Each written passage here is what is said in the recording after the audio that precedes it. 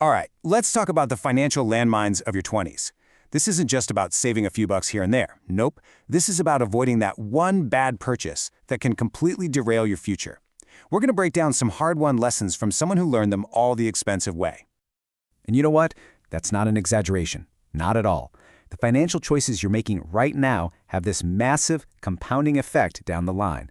But here's the good news. You don't have to learn every single lesson the hard way.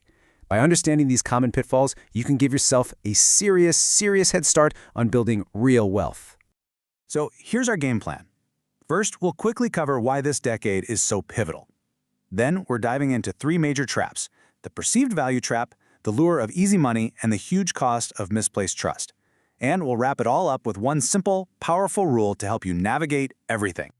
Okay, so why do the choices you make in your 20s have such an outsized impact? It really comes down to one word: time. $1,000 you misspend today isn't just $1,000 gone, it's the tens of thousands it could have turned into through compounding. These early mistakes don't just cost you cash, they cost you decades of potential growth. So our first big trap is all about something called perceived value. This is that classic situation where you think you're snagging a bargain, but what you're really doing is setting yourself up for a much bigger loss down the road.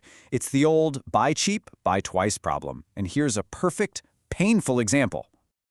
The person who shared these lessons tells this story. He bought a brand new Ford Fiesta for an employee. To save just a few dollars, he decided to secure it with a really cheap lock. Well, within a week, the car was stolen. And get this, the thief even left the broken, useless lock on the curb, almost like an insult.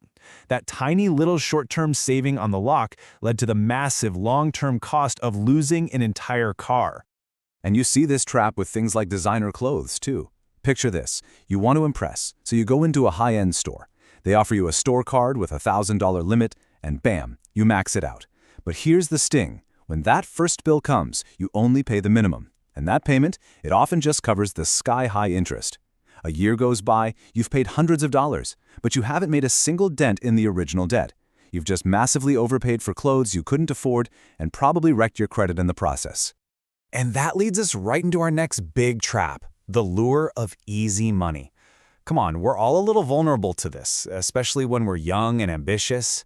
These schemes, they promise you a shortcut to wealth, but they're really just built on psychological tricks, not any real value. So how do they actually pull you in? Well, the formula is almost always the same. The author remembers being totally captivated by those American infomercials in his 20s. You know, the ones promising insane riches if you just bought a simple course on some VHS tapes. The sales pitch was just perfect. It was targeted right at a young, ambitious person who felt like they were destined for more. So he bought the tapes. And of course, they were filled with generic info he already knew. So he asked for a refund, and that's when they hit him with the upsell.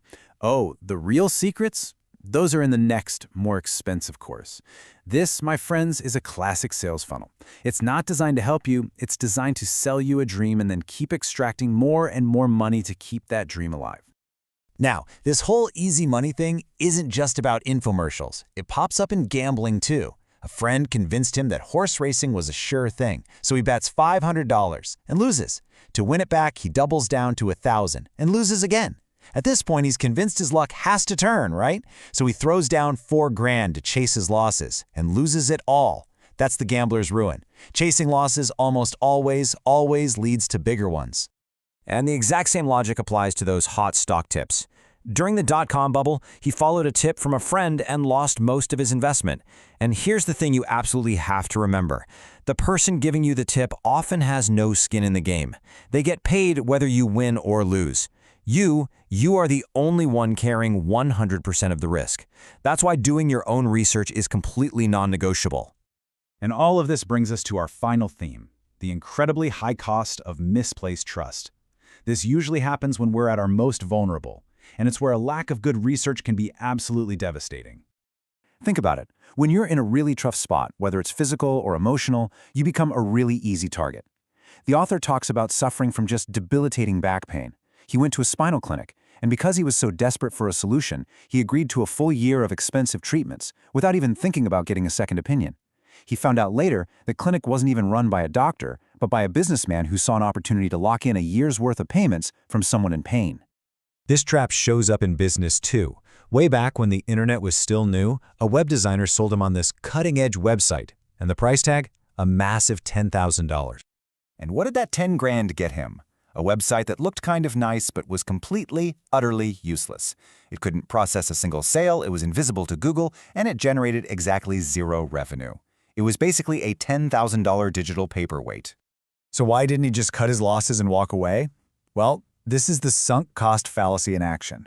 Once you've poured a ton of money into something, your brain tricks you. It tells you that you have to keep investing, because otherwise that initial investment was a waste.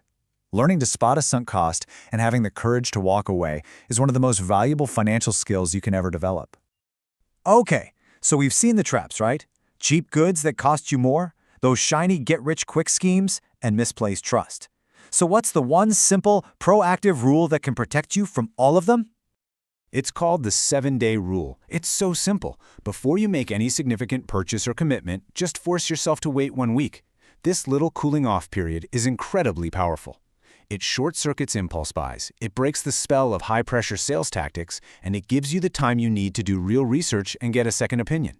Just think of it as your built-in financial defense system. Look, you are going to make financial mistakes. Everybody does. The goal is not perfection. It's just to never make the same mistake twice. Every single bad purchase we've talked about was an expensive lesson, for sure, but it was still a lesson. So the only question that really matters is, what will you learn from them?